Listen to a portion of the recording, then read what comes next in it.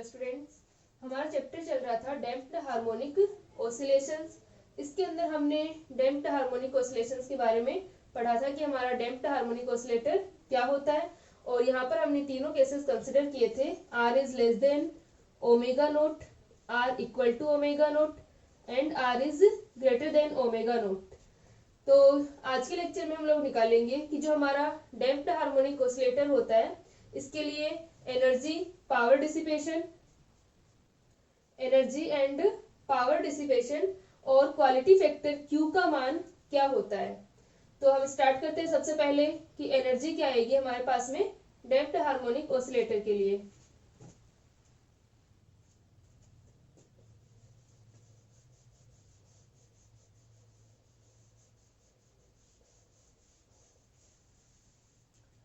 तो एनर्जी को कैलकुलेट करने के लिए पहले हम निकालते हैं काइनेटिक एनर्जी।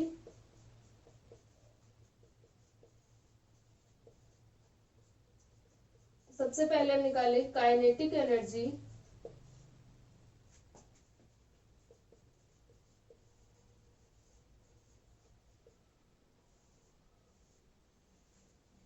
काइनेटिक एनर्जी क्या होती है? Kinetic energy equal to half mv²। तो यहाँ पर हमारे पास में v क्या होगा? dx/dt। और जो हमारा डैम्प्ड हार्मोनिक ऑसिलेटर था इसके लिए हमारे पास में डिस्प्लेसमेंट का मान क्या था? क्योंकि विस्थापन यहाँ पर हम लिख सकते हैं हाफ m dx/dt का होल स्क्वायर, v का स्क्वायर है तो ये हो जाएगा dx/dt का होल स्क्वायर। तो विस्थापन क्या होगा? विस्थापन x equal to x naught e की power minus RT sine omega T plus psi. ये हमारे पास में डिस्प्लेसमेंट की इक्वेशन आई थी डैम्प्ड हार्मोनिक ऑसिलेटर के लिए। तो जो हमारा डैम्प्ड हार्मोनिक ऑसिलेटर है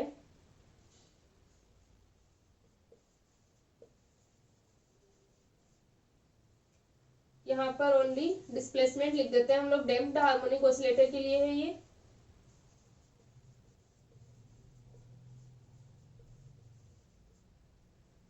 तो डिस्प्लेसमेंट x इक्वल टू ये आ गया।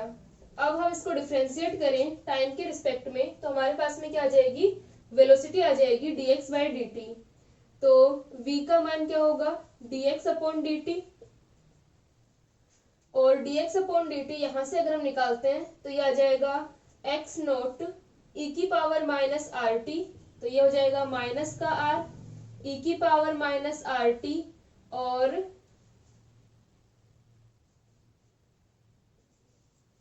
Sign omega T plus Sai. ऐसे कैसे?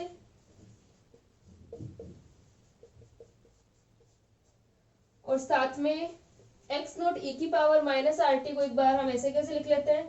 तो x नोट e की पावर माइनस RT, इसमें से हमने x नोट को बाहर रख लिया है तो ये आ जाएगा e की power minus RT as it is sine omega T plus psi. Sine omega T plus psi का क्या होगा? Cos omega T plus psi. और साथ में क्या आ जाएगा? ओमेगा टी का जब हमने किया तो ओमेगा आ जाएगा। तो हमारी इक्वेशन क्या आ गई? v equal to dx/dt equal to x naught. ये वाली हमारी पॉजिटिव है, इसको पहले लिख लेते हैं, ओमेगा e की पावर माइनस RT कोस, और e की पावर माइनस RT भी दोनों में कॉमन है तो हम कॉमन ले लेते हैं इसको। e की power minus RT omega cos omega T plus Sai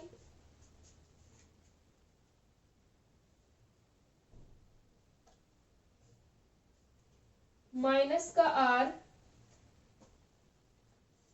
e की पावर माइनस RT को हमने बाहर ले लिया है तो ये आ जाएगा sign omega T plus psi. ये हमारे पास में किसका मान आ गया? dx/dt का मान ये आ गया। और काइनेटिक एनर्जी के लिए हमें क्या चाहिए? Half mv²। तो v क्या है? dx/dt। तो इसका हम क्या कर देंगे? स्क्वायर कर देंगे यहाँ पर। तो काइनेटिक एनर्जी हाफ mv², इस पूरी इक्वेशन का हमने स्क्वायर किया तो ये आ जाएगा x0² e की पावर माइनस का RT। e की पावर x का जब हम स्क्वायर करते हैं, e की पावर x का स्क्वायर क्या होता है, e की पावर 2x। तो यहां पर हम लिख सकते हैं e की पावर माइनस का 2RT।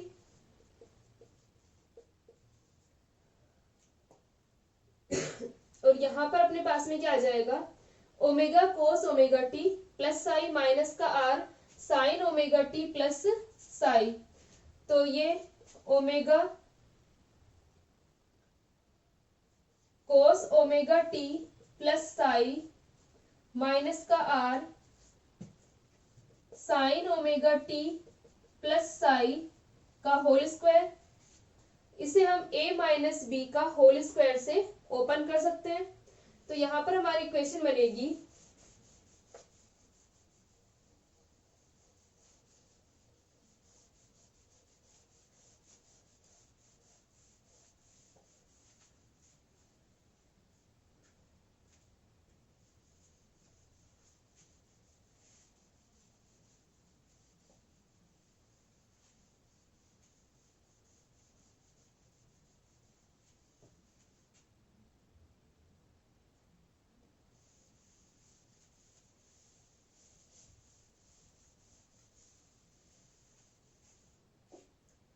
तो यहाँ अपने पास में आ जाएगा काइनेटिक एनर्जी हाफ mv² है। तो इसका मान kinetic energy equal to 1/2 mx0 का स्क्वायर e की पावर माइनस का 2RT। इसका हमने स्क्वायर ओपन किया तो मैं यहाँ पर लिख रही हूँ, ये इसकी मल्टीप्लाई में ही है। इसका हो जाएगा omega square cos square omega T plus psi plus का r square sine square omega T plus psi और माइनस का 2r omega cos omega T plus psi और sine omega T plus psi sine omega T plus psi. ये आ गया, हमने इसका square open कर दिया।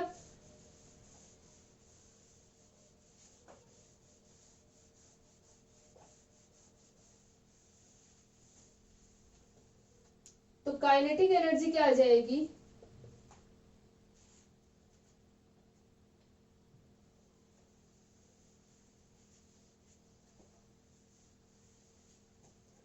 ठीक है। तो हमारे पास में जो काइनेटिक एनर्जी आ रही है हाफ mx0² e की पावर माइनस का 2RT omega square cos square omega T plus psi plus का r square sine square omega T plus psi और माइनस का 2r omega cos omega T plus psi sine omega T plus Sai. तो जो हमारी average kinetic energy होगी, माध्य गतिज ऊर्जा होगी, उसका मान क्या होगा, माध्य गतिज ऊर्जा, क्योंकि काइनेटिक एनर्जी वेरी करती है। तो माध्य गतिज ऊर्जा एवरेज ऑफ k का मान, एवरेज ऑफ k का मान अगर हम निकालते हैं तो हमारे पास में हम क्या लेते हैं, एक टाइम पीरियड के लिए हम इसका एवरेज मान निकालेंगे। यहाँ पर हम इस प्रकार से निकालते हैं 1/t 0 to t और जो भी हमारी काइनेटिक एनर्जी है dt। तो इसके अंदर जब हम इसका इंटीग्रेट कर रहे हैं इसे, यानी एवरेज हम ले रहे हैं, तो जो हमारा एम्पलीट्यूड है उसे हम क्या मान सकते हैं, एक इसके लिए टाइम पीरियड के लिए हम एक ऑसिलेशन के लिए हम क्या मान लेंगे, इसको स्थिर मान सकते हैं, कांस्टेंट मान सकते हैं। क्योंकि क्या हो रहा है, हर ऑसिलेशन के साथ में टाइम पीरियड जैसे से बढ़ रहा है, इसके अंदर क्या हो रहा है, इसके ऑसिलेशन डिक्रीज हो रहे हैं, इसका एम्पलीट्यूड डिक्रीज हो रहा है। लेकिन एम्पलीट्यूड के अंदर वेरिएशन जो हमारा कमी आ रही है उसको हम क्या मान लेते हैं, कम मान लेते हैं एक इसके लिए आवर्तकाल के लिए यहाँ पर अपने पास में। तो इसको तो हम बाहर ले लेंगे एज ए कांस्टेंट। तो ये आ जाएगा हाफ mx0² e की पावर माइनस का 2RT, लगभग इसे स्थिर मान लिया हमने। और यह आ जाएगा ओमेगा स्क्वायर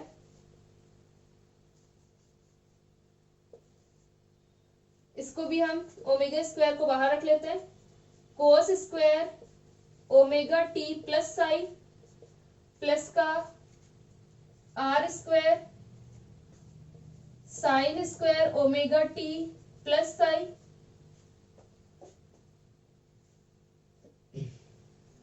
माइनस का 2r omega cos omega T plus Sai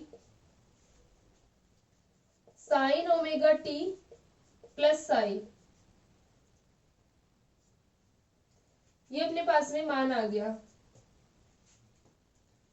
तो average of k equal to क्या हो जाएगा, 1/2m x naught square e की पावर माइनस का 2RT omega square average of cos square theta. ये हम पहले ही पढ़ चुके हैं कि हमारा average of cos square theta जो होता है उसका मान कितना होता है, 1/2 होता है। और हमने 0 से t टाइम पीरियड के लिए जब निकाला था, एक हमारा जो टाइम पीरियड था ऑसिलेशन हमारा हो रहा था, तो उसके लिए हमारे पास में क्या आया था, t/2 इसका मान आता है और 1/t t/2 जब हम कर रहे थे तो ये हो जाता है 1/2। तो ये वाली वैल्यू हमारी हो जाएगी 1/2 plus R square average of sine square theta का मान भी क्या होगा 1/2 माइनस का 2r ओमेगा, और इस 2 को अगर हम अंदर ले लें तो ये क्या बन जाएगा 2 कोस थीटा साइन थीटा या 2 sine theta cos theta. 2 sine theta cos theta किसका फॉर्मूला होता है, साइन 2 थीटा का। तो ये आ गया 2 साइन थीटा कोस थीटा। तो साइन 2 थीटा हम इसको रख देते हैं यहाँ पर, तो ये बन जाएगा माइनस का 2r, 2 को तो हमने अंदर ले लिया, माइनस का r ओमेगा, और ये साइन 2 थीटा बन गया। तो average of sign 2 theta, theta की जगह क्या आएगा ओमेगा टी प्लस साई। अब हमें पता है कि एवरेज ऑफ साइन 2 थीटा का मान क्या होता है, 0 होता है, क्योंकि जब इसको इंटीग्रेट करेंगे तो यहाँ पर अपने पास में क्या आ जाएगा 0 to 1/t 0 to t, और ये क्या है साइन 2 थीटा, इसका अपने पास में आ जाएगा कोस थीटा आएगा, कोस 2 थीटा आएगा। तो कोस 2 थीटा इसका इंटीग्रेशन होगा, और साथ में जब हम लिमिट रखेंगे 0 to t, तो यहाँ पर अपने पास में क्या है ओमेगा टी प्लस साई है, और t का मान क्या हो जाएगा 2π ओमेगा। तो कोस के अंदर अपने पास में क्या हो जाएगी, इसमें 2π 4π इनमें वैल्यू +1 होती है, और 0 के अंदर भी +1 होती है, तो ये 1 - 1 0 हो जाएगा अपना। तो यहाँ से ये वाली वैल्यू क्या आएगी 0 आएगी। तो ये तो हमारा 0 हो गया, और ये 1/2 और 1/2 है। तो काइनेटिक एनर्जी क्या आ गई, average of k equal to 1/2 m omega m x naught square e की पावर माइनस का 2RT, और यहाँ से आ जाएगा omega square plus R square, और 1/2 को हम कॉमन ले लेते हैं क्योंकि ये वाली वैल्यू क्या हो गई 0 हो गई। इसको चाहो तो एक बार लिख लेना 1/2 प्लस 0। तो टोटल हमारे पास में जो एवरेज ऑफ k का मान आएगा वो कितना आ जाएगा,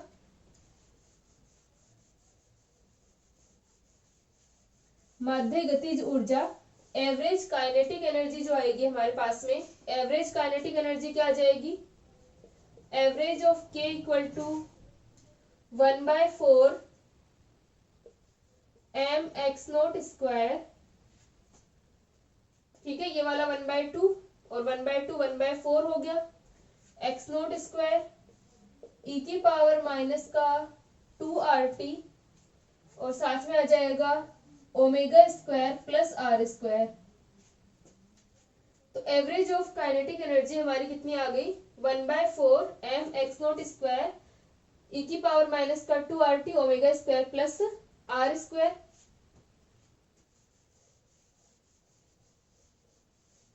इसको लिख लो एक बार,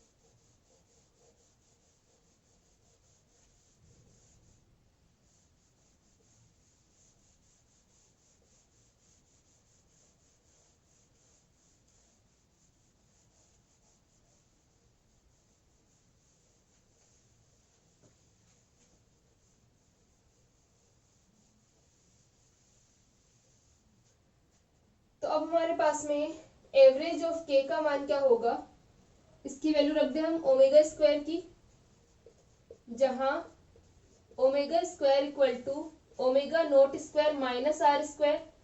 ओमेगा जो हमने माना था, क्योंकि हमारी जो पहले इसकी नेचुरल फ्रीक्वेंसी थी ओमेगा नॉट थी, डैम्पिंग के कारण यहाँ पर ओमेगा हुई थी, तो ओमेगा का मान क्या था, omega square equal to omega naught square minus R square.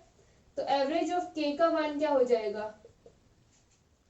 1/4 m x naught square e की पावर माइनस का 2RT, और ये हो जाएगा omega naught square minus R square plus R square. तो ये आ गया 1/4 m x naught square e की पावर माइनस का 2RT, और ये हो जाएगा ओमेगा नॉट स्क्वायर।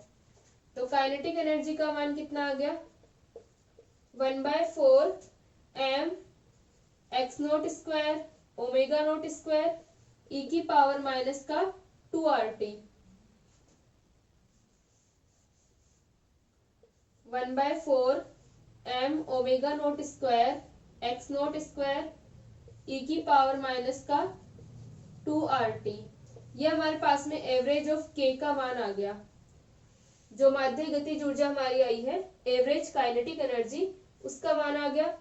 अब हम लोग निकाल सकते हैं एवरेज ऑफ पोटेंशियल एनर्जी, स्थितिज ऊर्जा का मान। तो सेकंड हम निकाल रहे हैं स्थितिज ऊर्जा।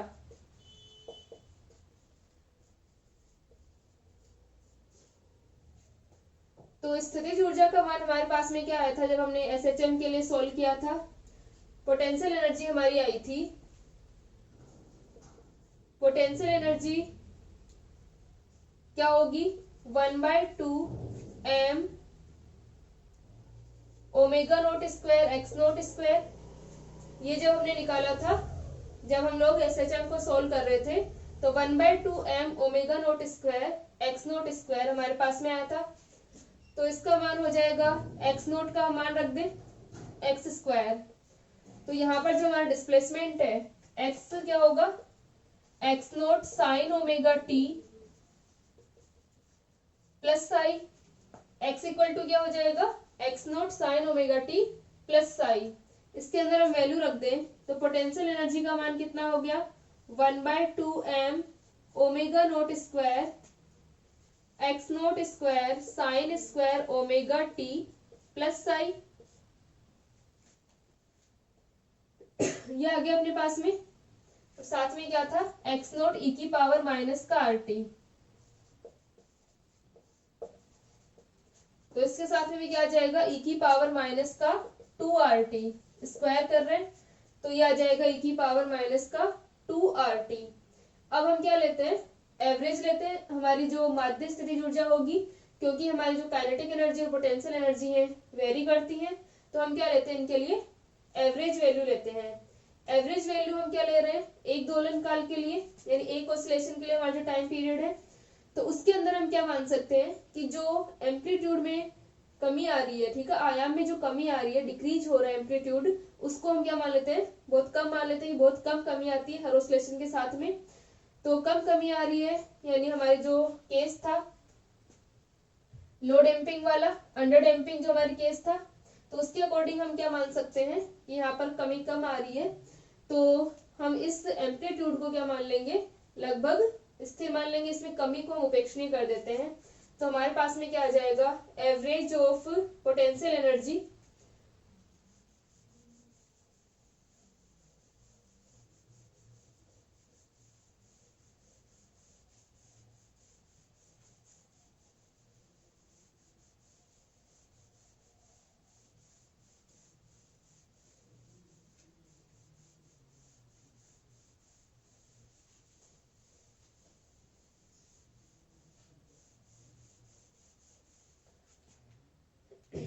एवरेज ऑफ पोटेंशियल एनर्जी का मान होगा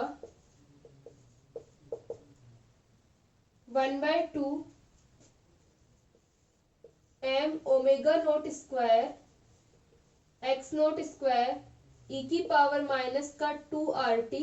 ये हमारा क्या है, एम्पलीट्यूड है, और इसमें कमी को हम क्या कर रहे हैं, उपेक्षणीय कर रहे हैं कि एक दोलन काल के लिए हमारे पास में कमी जो है वो बहुत कम है। तो क्या आ जाएगा, average of sine square omega T plus psi, और average of sine square theta हमारा क्या होता है, 1/2 होता है। इसकी वैल्यू हम लोग एसएचएम को जब हम सोल्व कर रहे थे तब हमने निकाल ली थी सिंपल हार्मोनिक ऑसिलेटर के लिए जब हम निकाल रहे थे। तो ये आ जाएगा, सेम ही प्रोसेस होगी। तो एवरेज ऑफ पोटेंशियल एनर्जी का मान, या हम लिख सकते हैं एवरेज ऑफ यू का मान क्या हो जाएगा, 1/4 m omega naught square x naught square e की पावर माइनस का 2RT। और जो हमारी काइनेटिक एनर्जी थी, माध्य गतिज ऊर्जा, एवरेज काइनेटिक एनर्जी, इसका मान भी कितना था, 1/4 m omega naught square x naught square e की पावर माइनस का 2RT ही था। दोनों का मान समान ही आ रहा है।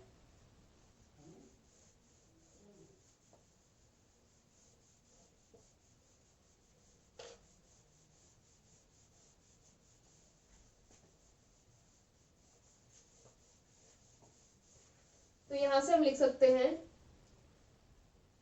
माध्य गतिज ऊर्जा, एवरेज काइनेटिक एनर्जी, ऊर्जा तथा माध्य स्थितिज ऊर्जा, एवरेज पोटेंशियल एनर्जी का मान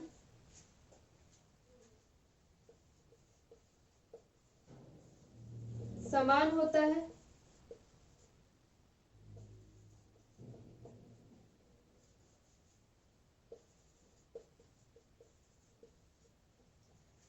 अब हमारे पास में कुल ऊर्जा, टोटल एनर्जी क्या होगी,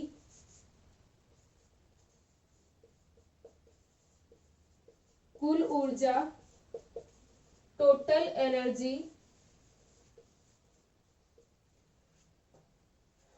total energy E equal to kinetic energy plus potential energy.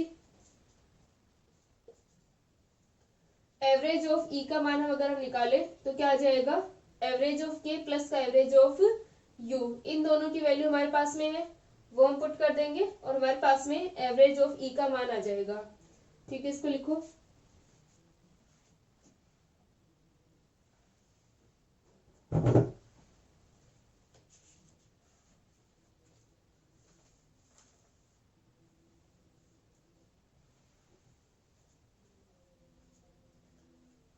ठीक है, यहां तक लिख लिया। अब इसके अंदर हम काइनेटिक एनर्जी और पोटेंशियल एनर्जी का मान रख देते हैं, तो हमारे पास में वैल्यू क्या आएगी,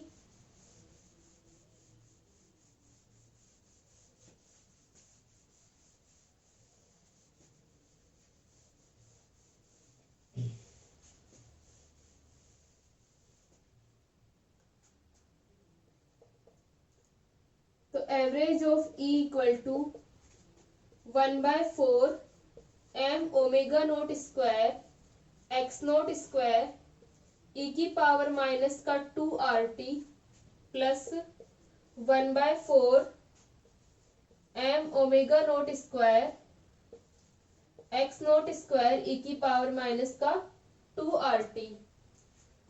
और इसको हम लिख सकते हैं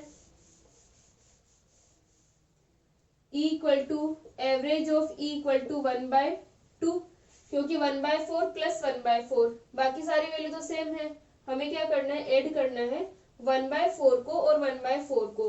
तो 1/4 प्लस 1/4 क्या होता है,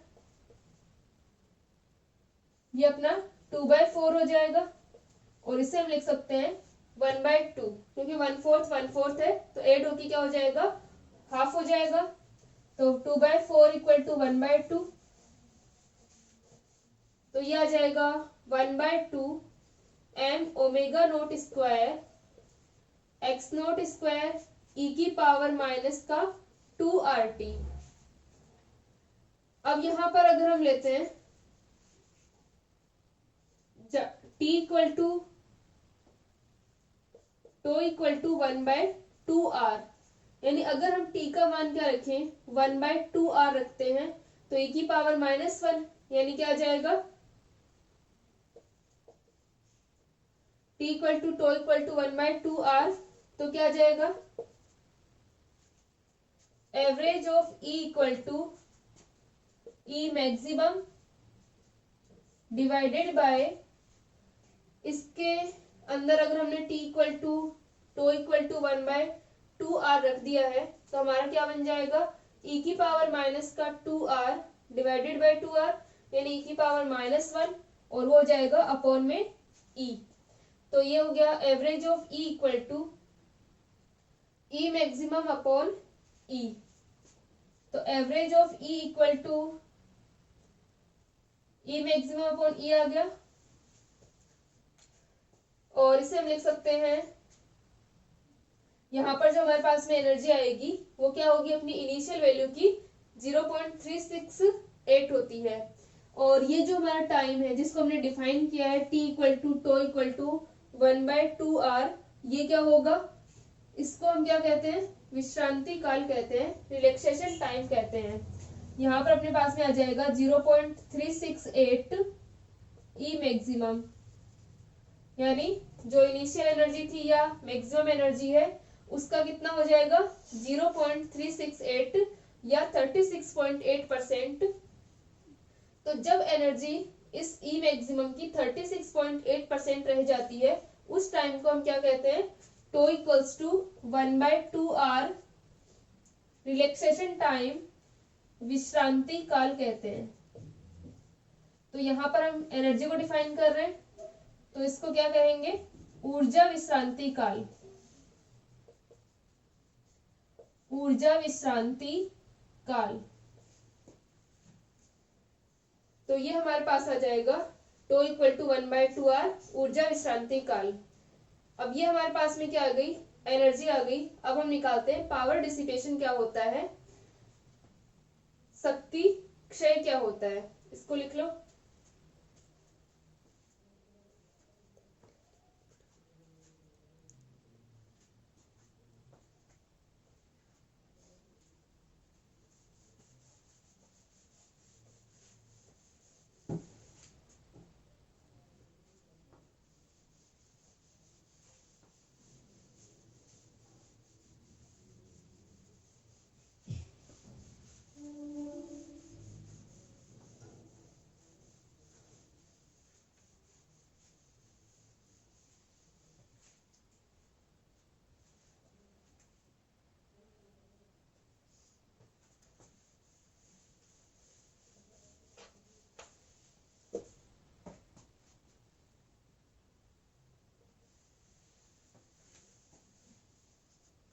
तो नेक्स्ट है हमारा शक्ति क्षय, पावर डिसिपेशन। पावर डिसिपेशन या शक्ति क्षय क्या होता है, हमें पता है कि जब डैम्प्ड हार्मोनिक ऑसिलेशन होते हैं, यानी हमारे पास में ऑसिलेटर है, वो ऑसिलेट कर रहा है और उसके ऑसिलेशन कैसे हैं, डैम्प्ड हार्मोनिक ऑसिलेशन है, अवमंदित आवृत्ति दोलन है। यानी क्या हो रहा है कि इस ऑसिलेटर को ऑसिलेट करने के लिए जो डैम्पिंग फोर्स यहाँ पर लग रहे हैं उनके अगेंस्ट क्या करना पड़ रहा है, कार्य करना पड़ रहा है, क्योंकि ये ऑसिलेट कर रहा है और इसके ऊपर डैम्पिंग फोर्स जो है वो इसके ऑसिलेशन को कम करने का प्रयास करते हैं। यानी यहाँ पर ये जो हमारा ऑसिलेटर है इसको क्या करना पड़ेगा, इन डैम्पिंग फोर्स के अगेंस्ट कार्य करने के लिए, वर्क करने के लिए एनर्जी क्या होगी, इसकी लॉस होगी। तो इसकी एनर्जी जो लॉस होती है उस एनर्जी लॉस को हम किससे निकालते हैं, शक्ति क्षय से। यानी टाइम के रिस्पेक्ट में एनर्जी में कितनी कमी आती है, कितना डिक्रीमेंट हो रहा है, कितनी लॉस हो रहा है टाइम के रिस्पेक्ट में, वो हमारा क्या कहलाता है, शक्ति क्षय कहलाता है। यानी ऊर्जा में जो कमी आएगी टाइम के साथ में, या ऊर्जा में कमी की जो रेट है वो क्या कहलाती है, पावर डिसिपेशन और शक्ति क्षय कहलाती है। क्योंकि यहाँ पर क्या हो रहा है, एनर्जी लॉस हो रहा है। तो इसका माध्य शक्ति ह्रास जो होता है इसके इक्वल हो जाएगा माध्य शक्ति ह्रास इक्वल टू माध्य कुल ऊर्जा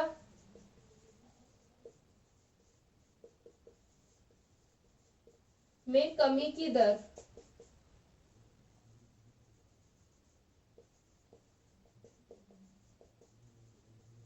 यानी टाइम के एस्पेक्ट में एनर्जी का जो लॉस होगा वो हमारी क्या होगी, पावर डिसिपेशन होगा, शक्ति क्षय होगा।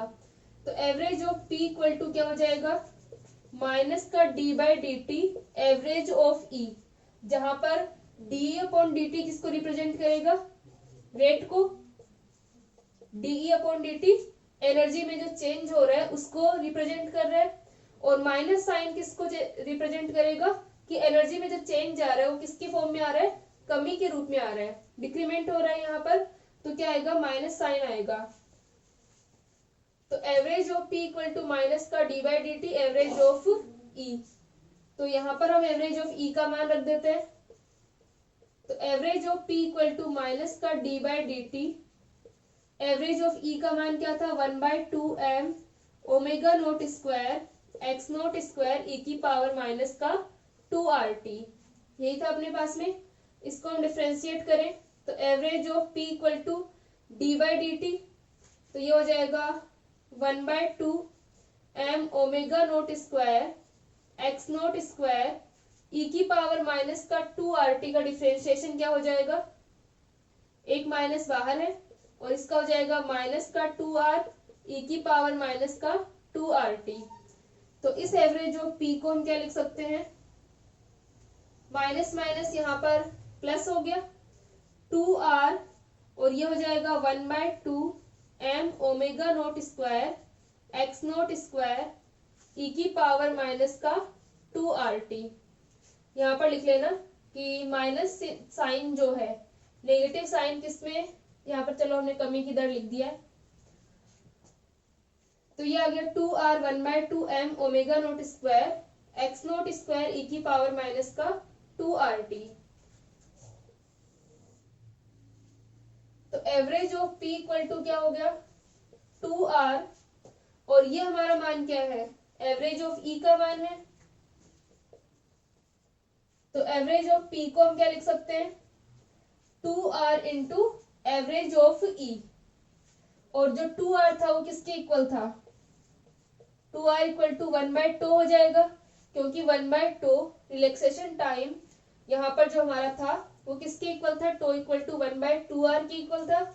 तो 2R किसके इक्वल हो जाएगा, 1/2 के इक्वल, तो यह आ जाएगा average of E divided by tau. ये हमारे पास में पावर डिसिपेशन के फॉर्मूले होते हैं, शक्ति क्षय के, और यहां से हम देख सकते हैं इस फॉर्मूले से R क्या था अपना, यानी 2R हमने किसको माना था, लैम्डा अपॉन m को, जहां पर लैम्डा क्या था, डैम्पिंग कांस्टेंट था, अवमंदन गुणांक था। इसका मतलब यहाँ पर जो हमारा पावर डिसिपेशन है, शक्ति क्षय जो हो रहा है वो किसके प्रोपोर्शनल है, अवमंदन गुणांक के। हम लिख सकते हैं शक्ति क्षय अवमंदन गुणांक के डैम्पिंग कांस्टेंट के गुणांक के समानुपाती होता है या अनुक्रमानुपाती होता है।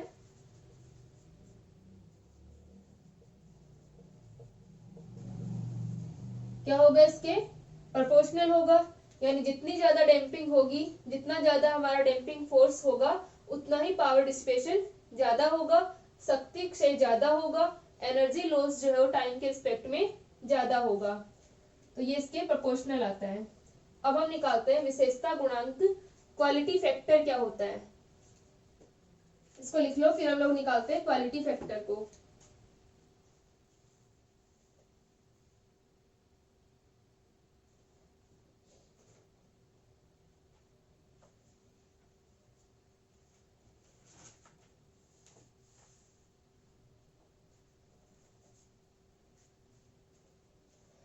ठीक है, इसके अंदर ये भी लिख लेना चाहिए कि शक्ति क्षय अवमंदन गुणांक के अनुक्रमानुपाती तथा विश्रांति काल के रिलैक्सेशन टाइम के क्या होता है, समानुपाती होता है,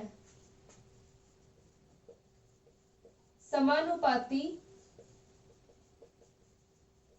होता है। नेक्स्ट हम निकालते हैं क्वालिटी फैक्टर, विशेषता गुणांक क्या होता है।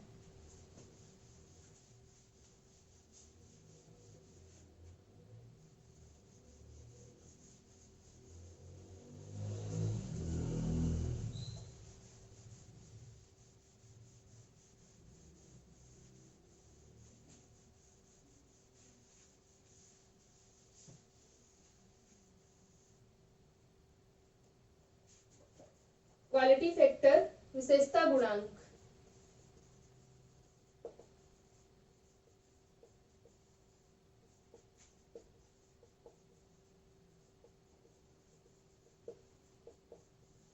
इसे Q से रिप्रेजेंट करते हैं।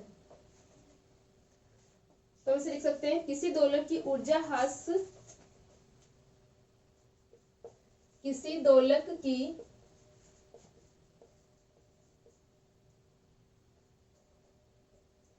ऊर्जा ह्रास के, यहाँ पर अपने पास में क्या हो रहा है कि जो हमारा ऑसिलेटर है उसकी एनर्जी में कमी आ रही है, जिसको हमने किससे रिप्रेजेंट किया था, एवरेज ऑफ पी से हमने इसको रिप्रेजेंट किया था। तो किसी भी ऑसिलेटर के अंदर जो एनर्जी में कमी आ रही है, यानी जो शक्ति क्षय उसमें हो रहा है, उसके सापेक्ष ऊर्जा संग्रहण की जो क्षमता है उसका अगर हम रेशियो लेते हैं तो वो हमारे पास में क्या आता है, क्वालिटी फैक्टर आता है, यानी हम उसे विशेषता गुणांक से रिप्रेजेंट करते हैं। पहले हम इसकी डेफिनेशन लिख लेते हैं, फिर इसको समझते हैं।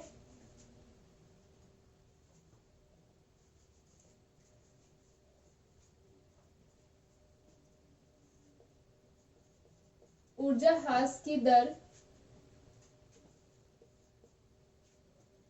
के सापेक्ष ऊर्जा संग्रहण की क्षमता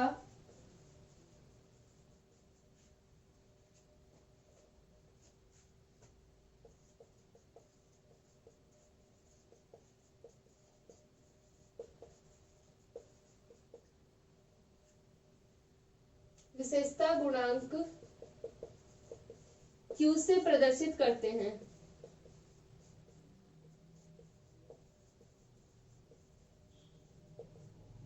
यानी जो Q होता है वो किसका रेशियो होगा, ऊर्जा संग्रहण की क्षमता या जो संग्रहित माध्य ऊर्जा होगी डिवाइडेड बाय एक आवर्तकाल में जो ऊर्जा की हानि होगी। तो Q इक्वल टू होता है 2 पाई संग्रहित माध्य ऊर्जा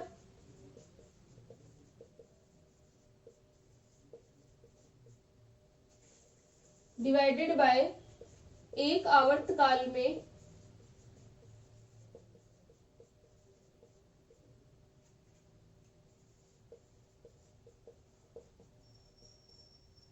ऊर्जा हानि। तो यहाँ पर अपने पास में Q इक्वल टू क्या हो जाएगा, 2 पाई संग्रहित माध्य ऊर्जा average of T, average of E, और एक आवर्तकाल में हमारे पास में ऊर्जा हानि, इसको हम किससे लिख सकते हैं, T into average of P। ठीक है, ऊर्जा हानि कितनी थी अपने पास में, P थी। तो यहाँ पर अपने पास में क्या आ जाएगा, Q equal to 2 pi average of E divided by T into average of P, क्योंकि ऊर्जा हानि को हमने किससे रिप्रेजेंट किया था, एवरेज ऑफ P से। तो Q इक्वल टू यह आ गया। अब चूंकि P इक्वल टू क्या होता है, average of E into tau होता है, तो मान रख दें यहाँ पर Q equal to 2 pi average of E divided by T into average of E, और टो एवरेज ऑफ E से एवरेज ऑफ E कैंसिल, तो Q इक्वल टू आ जाएगा 2 पाई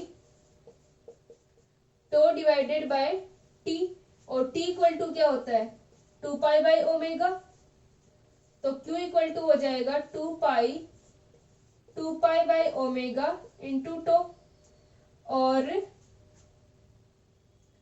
Q equal to omega tau, और जो हमारा लो डैम्पिंग केस होता है, अंडर डैम्पिंग केस जो होगा, उसके लिए हमारे पास में क्या हो जाएगा, न्यून अवमंदन के लिए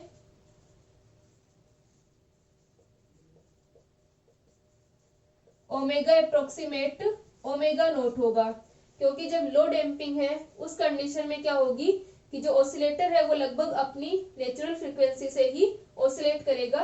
ये फ्रीक्वेंसी कब आती है, जब हमारे पास में डैम्पिंग को हम डिफाइन करते हैं। तो लो डैम्पिंग का मतलब है कि बहुत कम डैम्पिंग फोर्स कार्य कर रहा है, इसलिए इसकी नेचुरल फ्रीक्वेंसी वही रहेगी। तो वहां पर अपने पास में क्या हो जाता है, Q equal to omega naught tau आता है। इसका मतलब एक तरीके से जो Q है, विशेषता गुणांक जो होता है, क्वालिटी फैक्टर जो होता है, वो किसको रिप्रेजेंट करता है कि हमारे जो ऑसिलेशंस हैं वो कितने डैम्पिंग से फ्री है, यानी मुक्त दोलन हो रहे हैं, कितने स्वतंत्र दोलन हो रहे हैं। क्योंकि जब डैम्पिंग फोर्स होगा तो हमारे पास में क्या होता है, जो ऑसिलेशन होंगे वो डैम्पिंग के अंडर होंगे, और जब डैम्पिंग फोर्स नहीं होगा तो ऑसिलेशन क्या होते हैं, फ्री ऑसिलेशन होते हैं। यानी जितना कम डैम्पिंग फोर्स होगा क्यू का मान उतना ही क्या होगा, ज्यादा होगा। क्यू का मान और टो का मान हमारे पास में क्या होंगे, ज्यादा होंगे। जितनी कम डैम्पिंग होगी उतना ही क्यू का मान ज्यादा होगा, और जितना ज्यादा डैम्पिंग फोर्स है क्यू का मान क्या होगा, उतना ही कम होगा। यानी अगर क्यू ज्यादा आ रहा है तो हम ये पता लगा सकते हैं कि हमारे जो ऑसिलेशन हो रहे हैं वो फ्री ऑसिलेशन हो रहे हैं, कि डैम्पिंग वहां पर बहुत ही कम है। और अगर क्यू का मान कम है इसका मतलब डैम्पिंग क्या है, ज्यादा है। तो इस प्रकार हम क्या निकालते हैं, क्वालिटी फैक्टर को डिफाइन करते हैं। ठीक है, तो आपके जो डैम्प्ड हार्मोनिक ऑसिलेशंस वाला चैप्टर था, इसके अंदर हमारे डैम्पिंग से रिलेटेड जो भी चीजें थी वो सारी आती हैं। ठीक है, नेक्स्ट लेक्चर में हम कंटिन्यू करते हैं।